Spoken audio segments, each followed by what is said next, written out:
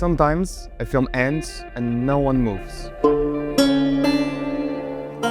The credits roll, the lights go up, but the audience just sits there, quietly processing what they just watched. That's what happened when I saw It Was Just an Accident. It's one of those films that doesn't fit into any box. It's not a thriller, it's not a dark comedy, it's not a drama, but somehow it's all of them at once. It's the kind of film that forces you to ask, what exactly am I watching here? And maybe more importantly, why am I laughing at something so horrific?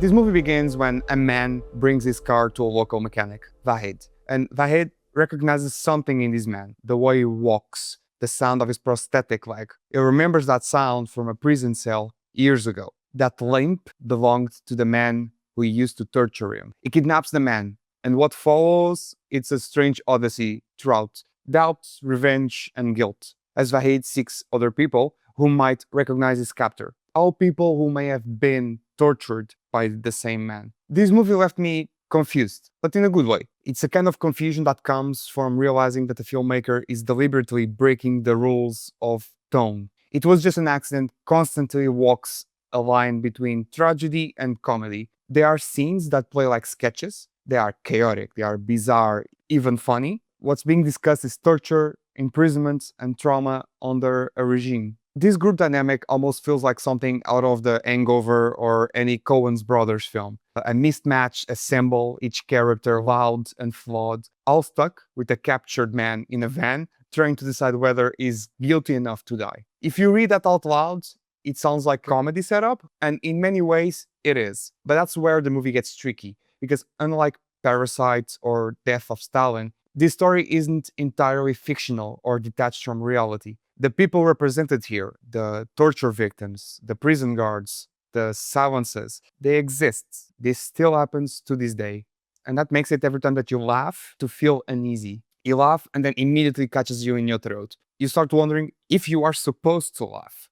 There is a kind of comedy in this movie that doesn't come from jokes, but from the sheer absurdity of surviving something unbearable. This movie lives in that space. The humor works like a release valve, lets both the characters and the audience breathe for a second. We laugh not because what happened was funny, but because the alternative is just like despairing. What makes the film so hard to categorize? It's not the haha funny, but the awkwardness, the misunderstandings, the way that each person reacts differently to the same trauma. It's all very dark but human. You can feel the director touch here, the playfulness with pain. To understand It Was Just an Accident, you also need to understand its creators to some part.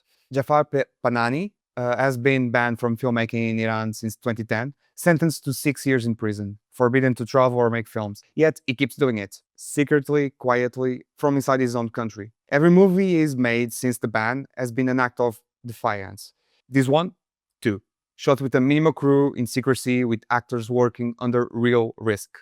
And that is what gives It Was Just an Accident this strange mix of tones. It's a film that should not exist, and yet it does. It's both rebellion and reflection. A comedy about vengeance made by a man who has lived under oppression. A joke told at the risk of imprisonment. The middle section of this movie, where the group goes from person to person collecting their stories, each new encounter adds a new layer of uncertainty about this man that they are judging. The dialogue sometimes feels a little bit stilted, even awkward, I would say, but in a way that suits the film's rhythm. These are not heroes or villains, they are just broken people trying to process something that they never truly recovered from. There is also something symbolic about the repetition, how every character's story is a variation of the same trauma told through different gestures, smells, and sounds. It's not about proving guilt anymore, it's about confronting their memory and trying to confront their trauma by itself. And by the time that the truth comes out, the film doesn't let you feel relief. It leaves us in that gray space between justice and forgiveness, where nothing is clean and every choice just feels wrong. There is not a correct answer in this situation. There is not a happy outcome necessarily. I always try to approach films like this without projecting my own standards into the movie because I don't want to judge a culture that I don't fully understand. But it was just an accident, invites judgment. It's not pretending to be neutral.